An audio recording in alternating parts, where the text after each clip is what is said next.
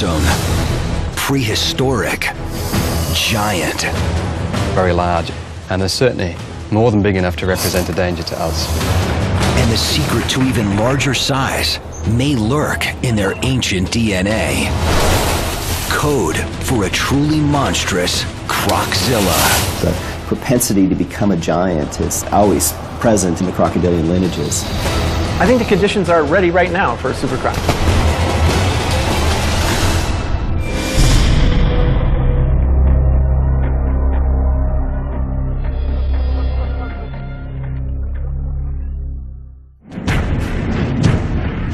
$65 million years ago, a devastating extinction event wiped out most of the Earth's reptile giants. Today, one massive-bodied beast remains. They avoided the extinction that nipped the dinosaurs in the bud, leaving only birds as descendants. It's really an incredible success story. They're one of evolution's most incredible survivors, revered by some as gods, reviled by others as man-eaters. So never underestimate a crocodile in the water. If you get too close to it, then really, that's the end of it.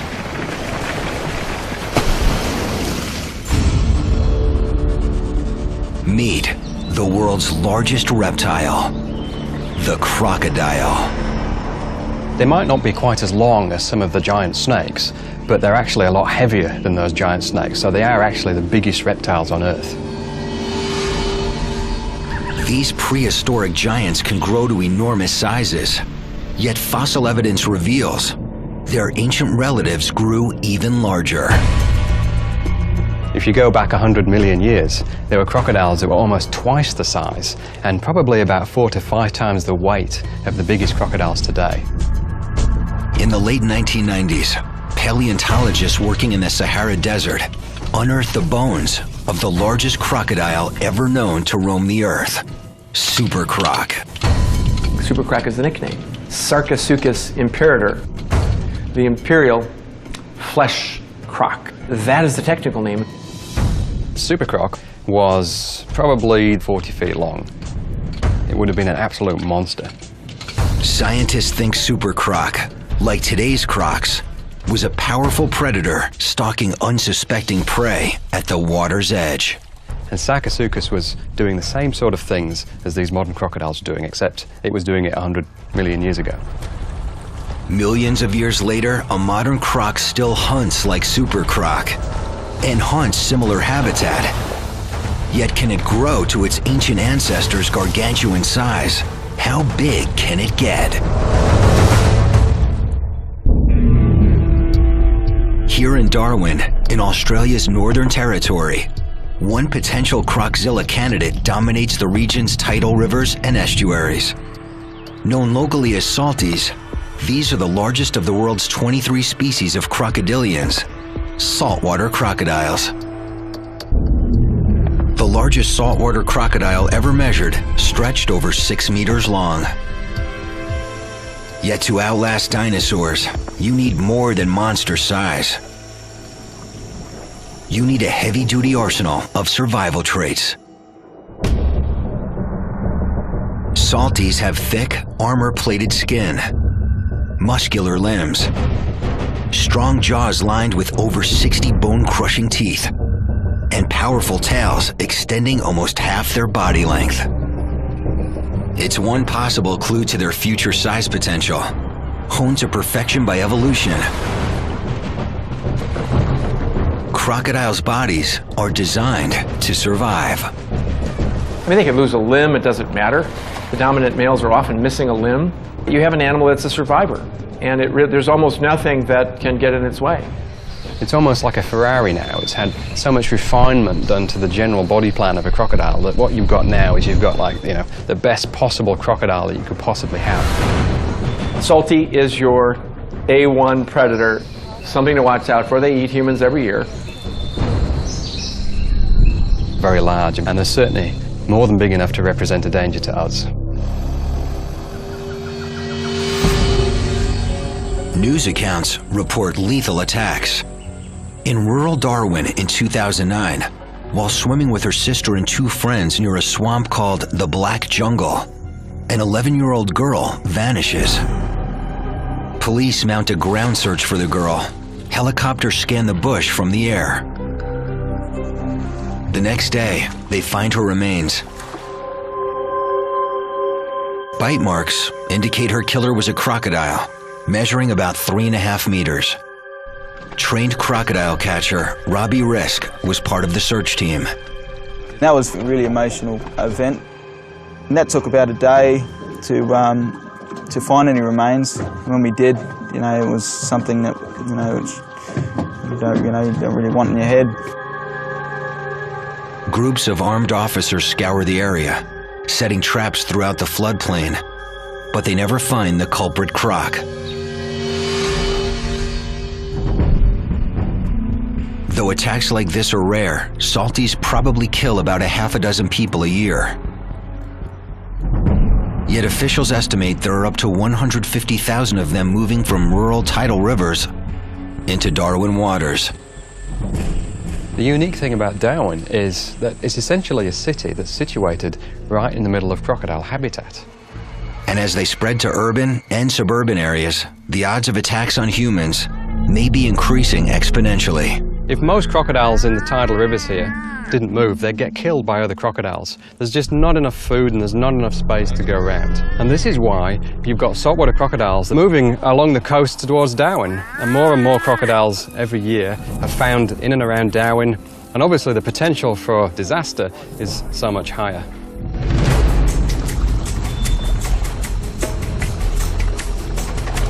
Accidental run-ins with wild crocodiles are an ever-present danger here. But there's an even more dangerous phenomenon.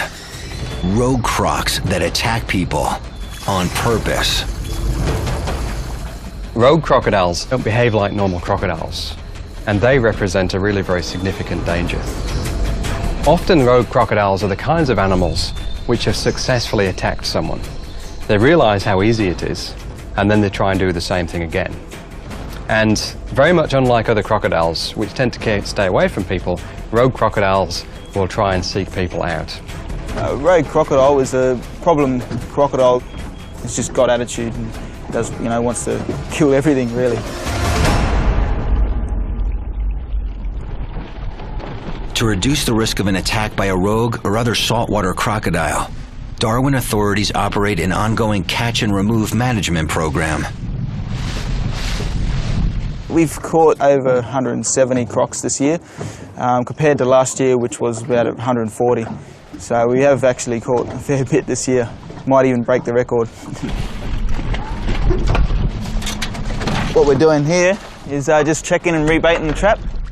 Croc catchers like Robbie monitor over 60 movable traps. They keep them baited, and when they find crocs inside, they remove them, mark them, and record their size. The largest salty Robbie's ever caught measured over 4.5 meters. But any size croc can do some damage. 3 meters, 4 meters can actually crush skulls and stuff like that.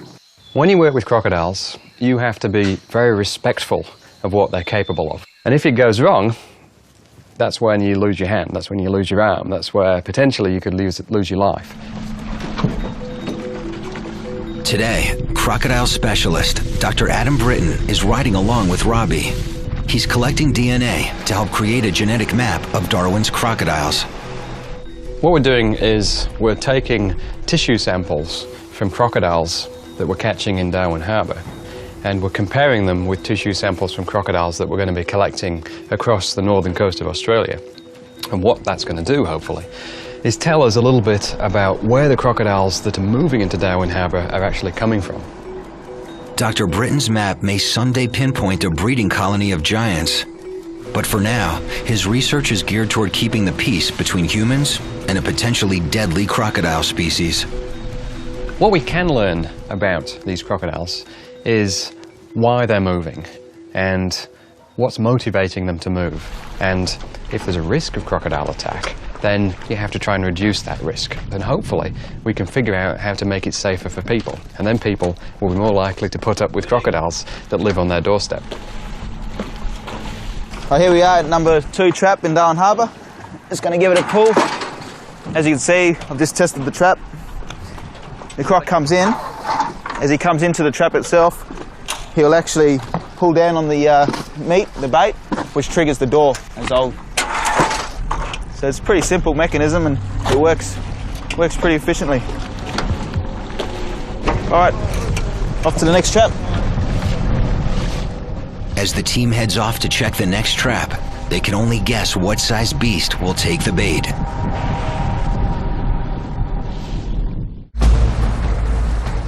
A crocodile can grow as long as it lives. It's another clue to their future size potential. When most creatures mature, they reach a maximum size and growth stops. But crocodile size has no limits.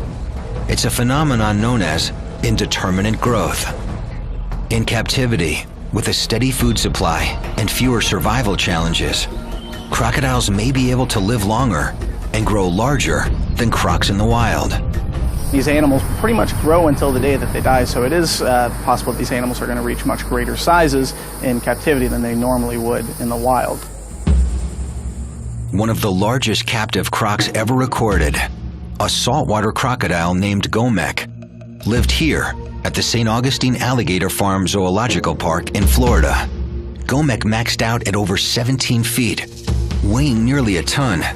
He became a main attraction, drawing audiences to his feeding shows in droves. Today, his supersized legacy lives on in another huge salty named Maximo. So he's over 15 feet long, 1,200 pounds. He's an incredibly powerful animal.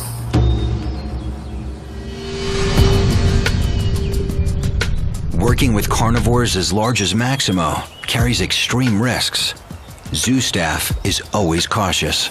I said he looks at us as a potential food source, so we certainly need to watch out for that. He's surprisingly quick for an animal his size.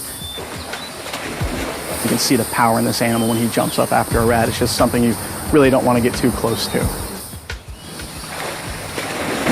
Maximo's size may be what draws onlookers to his enclosure. Yet like other crocodilians, his most remarkable trait may be intelligence. Crocs are definitely the smartest of all the reptiles. They have the most well-developed cerebral cortex of any reptile.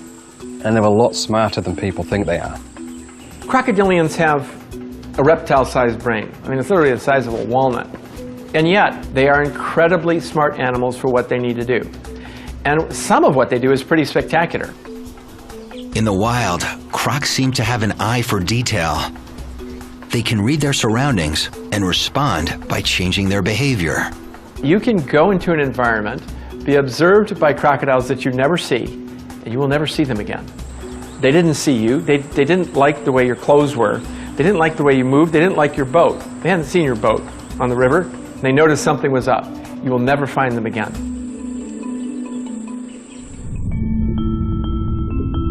They may also display some form of memory. To be a crocodile, you want to know where the best place to hunt is going to be on a day-to-day basis. And you can't just stumble upon it every day. You have to remember, you have to learn. And here in captivity, some crocodilians, like this alligator named Bomber, seem to show thinking.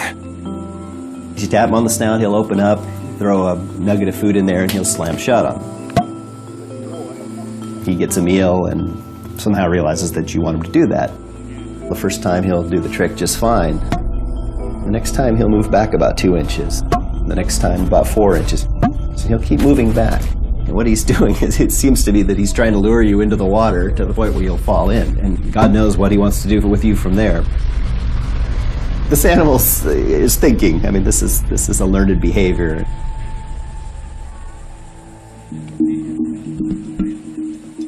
These ancient survivors are more than creatures of pure instinct, and Maximo's no exception.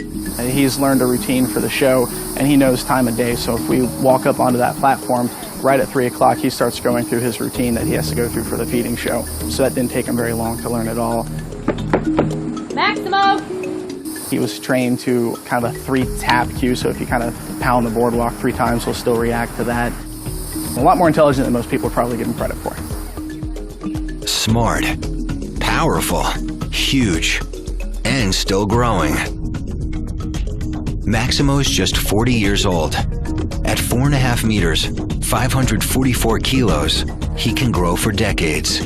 Only time will tell how much bigger he can get.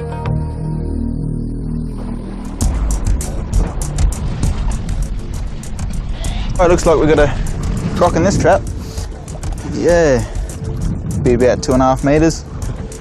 Back in Darwin, the team finds a salty in one of the harbor traps.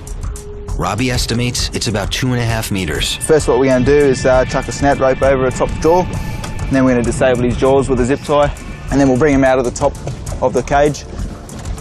They have to get it onto the boat, but first, they have to secure its jaws.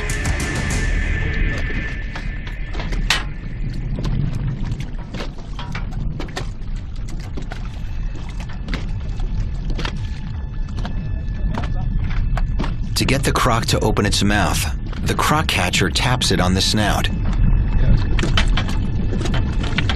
He slips a snout rope around its upper jaw.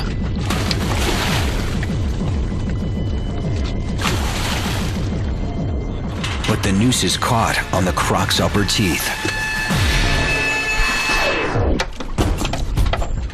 Just got to bring it back a bit more. You don't want it flipping off at the last minute. Nah.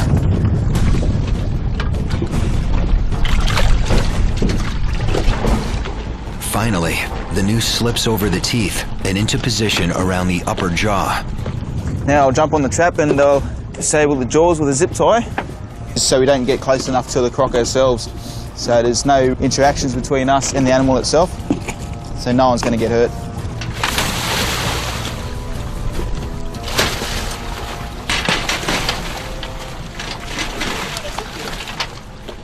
Now what we're going to do now is just duct tape his jaws together and then cover his eyes. Covering its eyes helps minimize stress. Eyes covered, jaws are secured. Now we're ready to bring him out of the trap.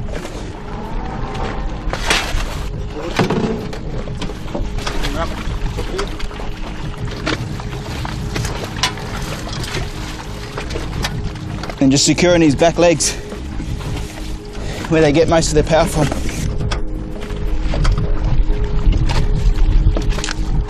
The final part, just a bit of protection there from his other teeth that are protruding over the top jaw. So when we do handle him, we won't cut our hands up and stuff. Even with the croc's jaws zip-tied and taped, with one swing of its head, its large teeth can tear open human flesh. With a wild salty captured for relocation, Robbie and the team loaded onto the boat. Stop. Beautiful. When the croc's secure, the team ties new bait, resets the trap, and heads off to check the next one.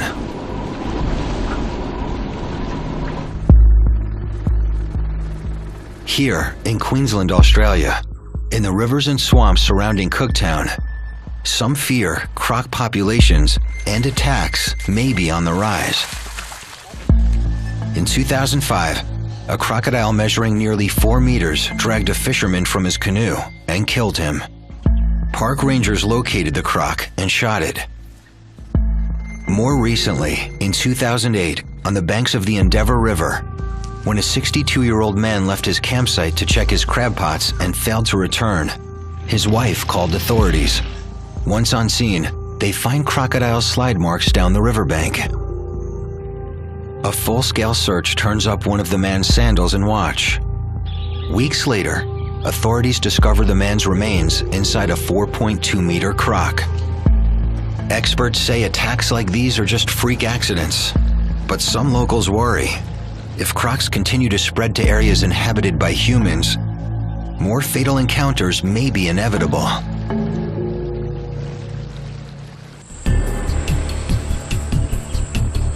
In Florida, at the St. Augustine Alligator Farm, biologist Dr. Gregory Erickson is studying a crocodile's main predatory tool, its bite. We're trying to understand what makes these animals tick.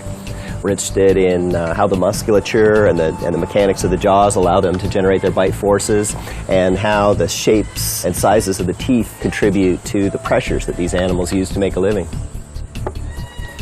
These are our bite force transducers.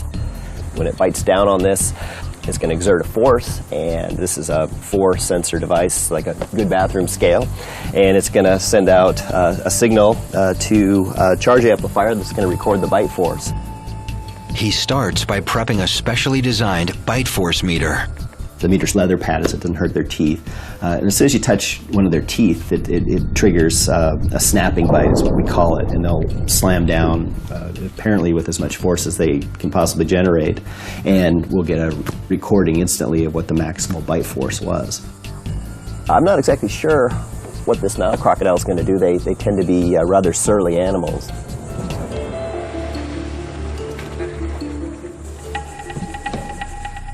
Together with curator Kevin Torregrossa and another park staffer, Dr. Erickson enters the croc enclosure.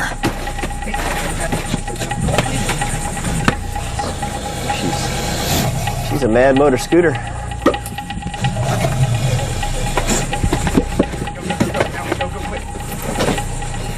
The crocodile fights, rolling and wrapping itself in the rope.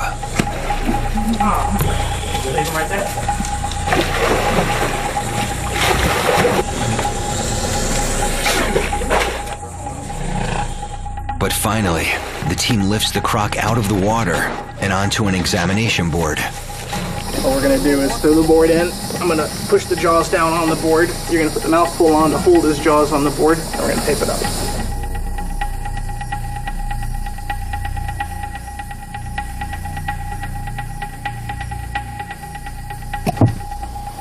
I hate that part. A wooden block props open the animal's jaws and prevents it from clamping down. Right there would be good. Okay, cinch it down, tight.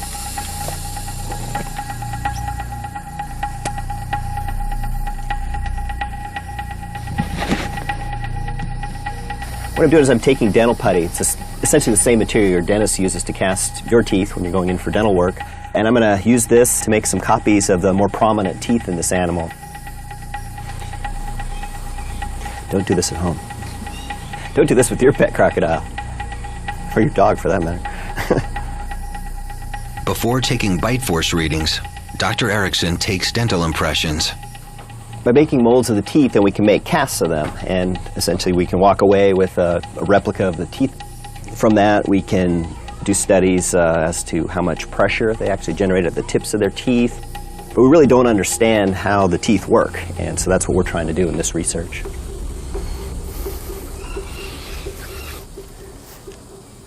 I hate doing this. It's not a natural thing to do, to put your hand in the mouth of a crocodile. It's for the cause, I guess. This will sit in about 5 minutes, and so we'll be able to pop that right off and hopefully get this animal back in the water as soon as possible.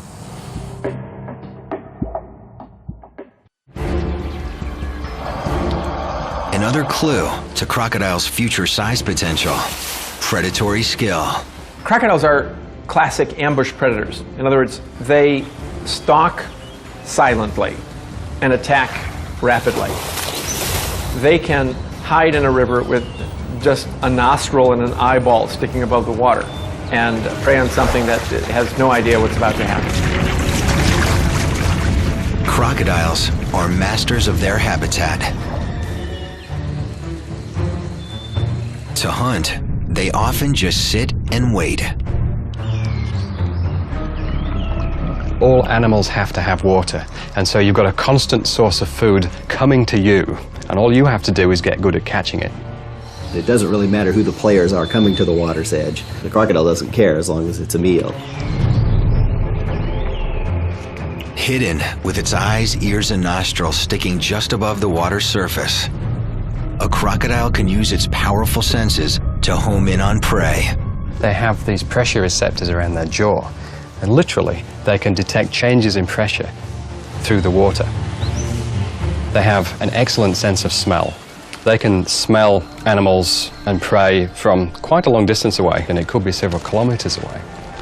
Their hearing's actually better than ours at low frequencies, and so they can hear the rustle of footsteps, they can hear animals moving through grass.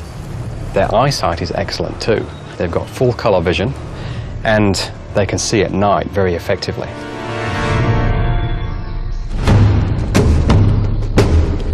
Once locked onto a target,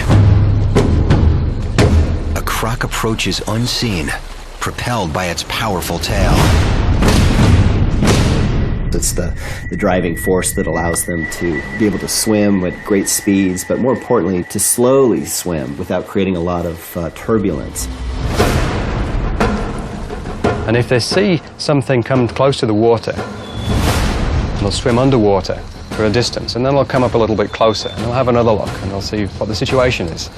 And they'll keep getting closer and closer, and all that prey item has to do is get sufficiently close to the crocodile, and as soon as that happens, bang, that's it, it's all over.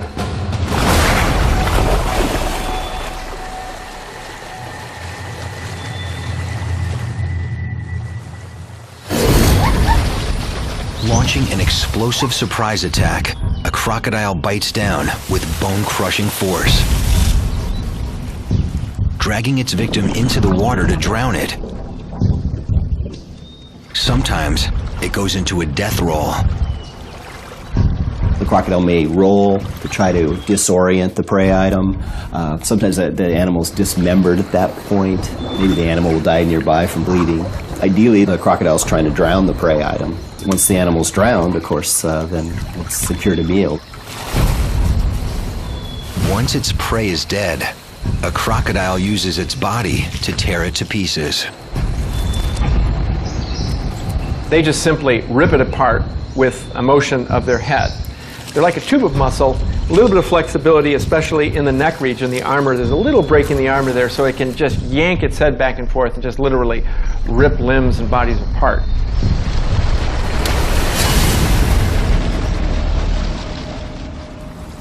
Gravity helps it swallow. Okay, let's see if this is on it. Seems to be. Back in Florida, Dr. Erickson removes the dental putty from a nearly 2.5-meter crocodile's tooth. This animal's really powerful. You saw right there, just touching that tooth set this animal off. They're a lot faster than we are, so you have to be careful. I mean, if we hadn't had that mouth taped shut, I'd be heading for the hospital right now. You never want to reach down into this area. We call it the hitting zone.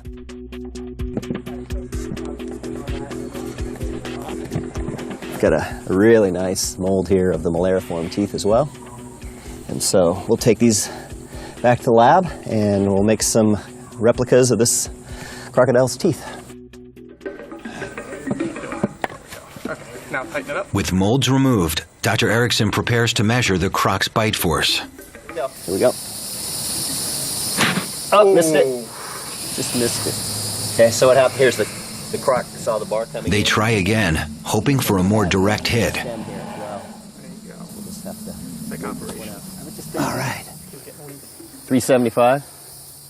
Yeah, this animal's starting to tire a little bit, and so that's probably all we're going to get. Roughly 400 pounds of force. With full energy, it's potentially capable of even greater forces. And as it grows, so will its bite. Got it.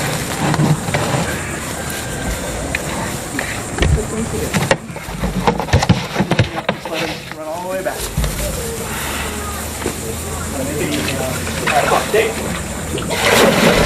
Good job. Back to his corner. As the team releases the croc, it races off. Dr. Erickson will take his molds, bite force readings, and measurements back to the lab for analysis. With the bigger crocodiles, such as the saltwater crocodiles, we're getting numbers approaching 4,000 pounds. Almost twice what we see in the spotted hyena, which is the bone-crushing champion among mammals. It's also twice as high as what you see in the Bengal tiger or an African lion. Over 1,800 kilos of force eclipses any animal on the planet. Dr. Erickson believes the huge force is necessary for its survival. Most crocodiles don't have particularly sharp teeth. They're blunt instruments, not well designed for puncturing things. But with the kind of forces these animals generate, they are able to produce pressures that are high enough to puncture through hide and sustain impacts with bones. And they pull it off, and they've been doing it for a long time, and they're pretty good at it.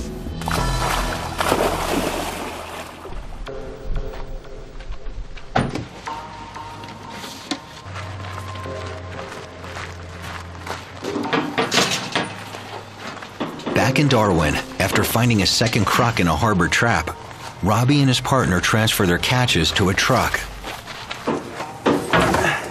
Measure them up. And then identification numbered. We always keep the heads up just to stop them from, regurgitating. And then they could drown because, their jaws have been taped up. This is a receipt book here. This is what goes to the croc farm, and we keep the other half. Record the sex and how we actually caught them, and also the size of the animal.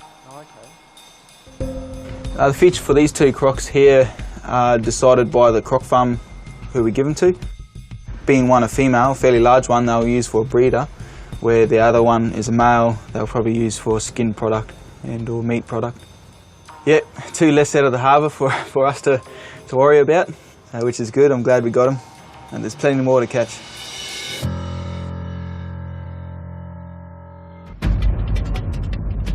Another clue to crocodiles' future size potential? They're one of nature's most adaptable animals, capable of feeding on a wide range of prey, from small fish to beasts as big as kangaroos.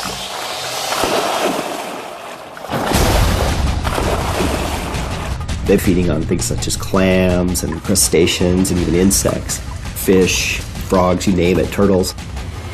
They're able to feed upon a broad range if the opportunity presents itself, or if they're forced to do so just due to diminishing resources.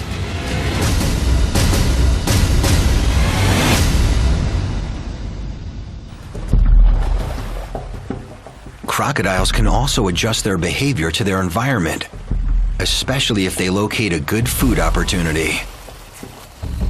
And when crocodiles see an opportunity, they'll come back the next day, and if the same opportunity is there, they'll come back the next day, and they will learn very quickly that this is the place to be if you want to have any chance of catching food. But they can do even better than that. They can learn timings. They can learn, for example, that if a migration is happening during September or during April of a certain species of fish or a certain species of mammal, and that's the best time to catch them, you can guarantee that a couple of weeks before it happens, the crocodiles will start migrating into that area.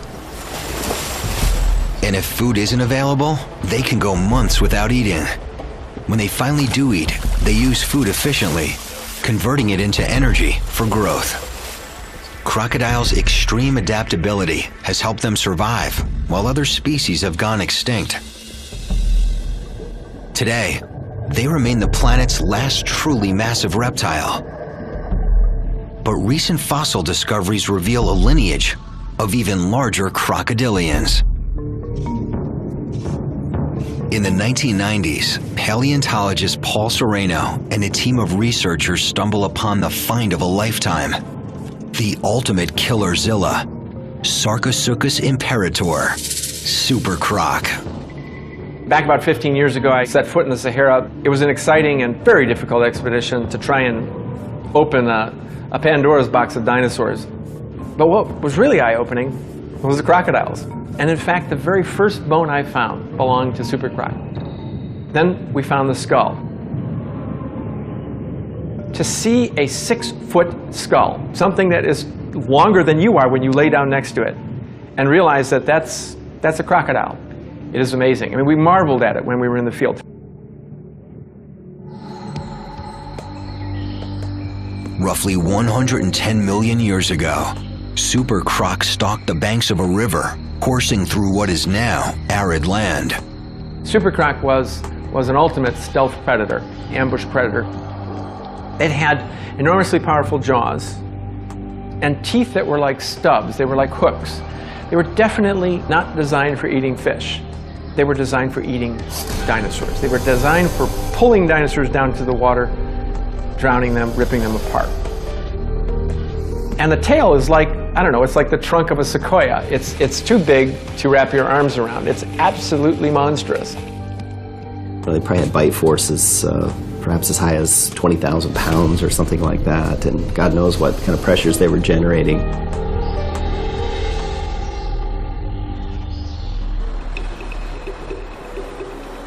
In his lab at the University of Chicago, Dr. Sereno continues to marvel at Super Croc's fossilized skull.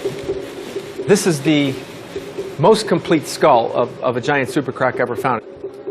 It's 6 feet long, weighs about 700 pounds.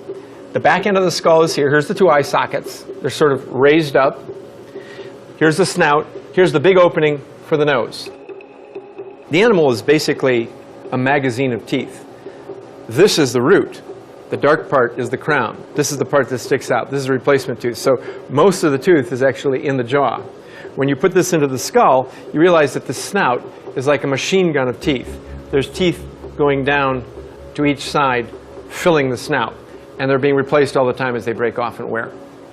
Just from the teeth, you can tell quite a bit about what the animal was eating. And this is not a fish-eating tooth. So this is the skull of a very large living crocodile. It's about 2 feet long, and this would be a crocodile that might be 17, 18 feet long. You can see how it pales into insignificance compared to this monster Super Croc skull. But they're designed very similarly.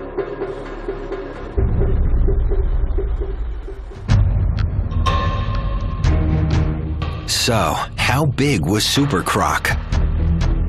They're about twice the size of the largest saltwater crocodiles, and probably somewhere in the region of about 10 times as heavy. Well, we think Super Croc was 40 feet long as a full adult. Yes, a croc the size of a school bus. How much did it weigh? 8 tons is a good estimate. The largest crocodile to ever survive on Earth.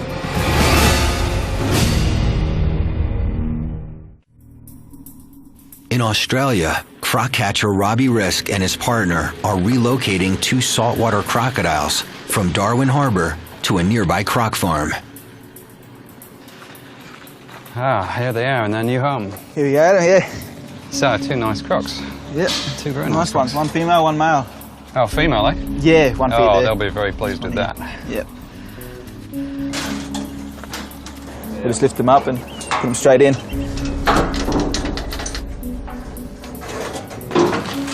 3. I've got the light in. Nice. 1, 2, 3. With the crocs off the truck, Robbie heads back to the harbour to continue his work monitoring the traps. Right, now there's a bit they're not going to like.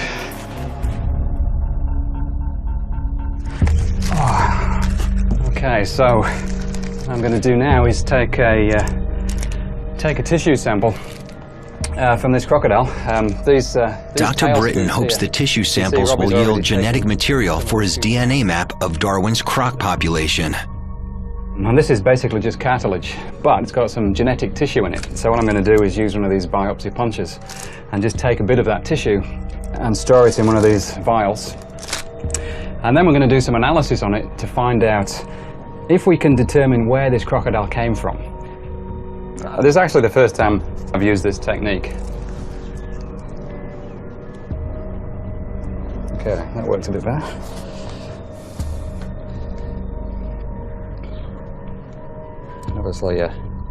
Obviously stings a little bit, but for these crocodiles, they've got such thick skin. It's probably a bit like us having an injection. So that's the sample I've taken. It's just basically a hole through the scoot, and it's just connective tissue really, but we can get some genetic information from this. Stick it in there. So we can keep this for however long we need to, and then we send these down to the lab along with lots of others, and we should get some really useful information out of it. Armed with his DNA data, his research may one day uncover where Darwin's saltwater crocs are breeding, Should preserve them. why they're moving, and how expanding into new habitat may help them grow to even larger sizes. with bodies built to survive, predatory expertise, indeterminate growth, and extreme adaptability. Can today's saltwater crocodiles become tomorrow's super crocs? I think the conditions are ready right now for a super croc. In warm climates, the very largest river systems, I think, could support a huge crocodile. Temperature is certainly a factor for growth. These animals do have a fairly slow metabolism, but if the weather's warmer, they're going to be eating a lot more. It certainly could help them grow a lot larger. Warming temperatures and large prey may drive crocodiles to even greater sizes. If large prey evolved near the water's edge, I think it's quite possible, possibly even likely, that giant crocodiles would evolve again. But experts say there's one primary key to reaching the size of super croc: prolonged adolescence. And what we found is that these animals took about, 35 to 40 years before they started slowing down their growth. Large crocodiles today, somewhere between 12 and 15 years, they'll start slowing down their growth. These giants was, maturing later and living a lot longer. How did super croc get so big, 40 feet in length? Did it grow faster, or did it grow over a longer period of time? They just took longer to grow. These giant crocodiles were growing at comparable rates to big crocodiles today. So they didn't necessarily grow faster, they just prolonged sort of their teenage years.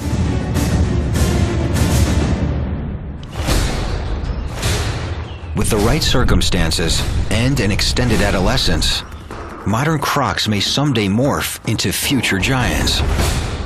Body size is one of the easiest things for evolution to change. Just a handful of genes, a couple of glands going on and off at different times, and you can enlarge yourself beyond what you once were. What happened during crocodilian evolution is on about 6, 7, maybe even 8 occasions. Crocodile lineages reached gigantic proportions, animals 35 feet or more. The propensity to become a giant is always present in the crocodilian lineages. Life is not constant, life will change. And it may be possible that in the future, something as large and impressive and awesome as Sarcosuchus might one day exist again. So, how big can it get? If future salties size up to super croc proportions, this is what a croczilla might look like. A fearsome predator clocking in at more than 12 meters, 7,000 kilograms. With a tail almost 5 meters long, a near 2-meter skull, teeth like railroad spikes, and jaws capable of biting down with over 9,000 kilos of pure predatory force. One colossal example of how big it can get.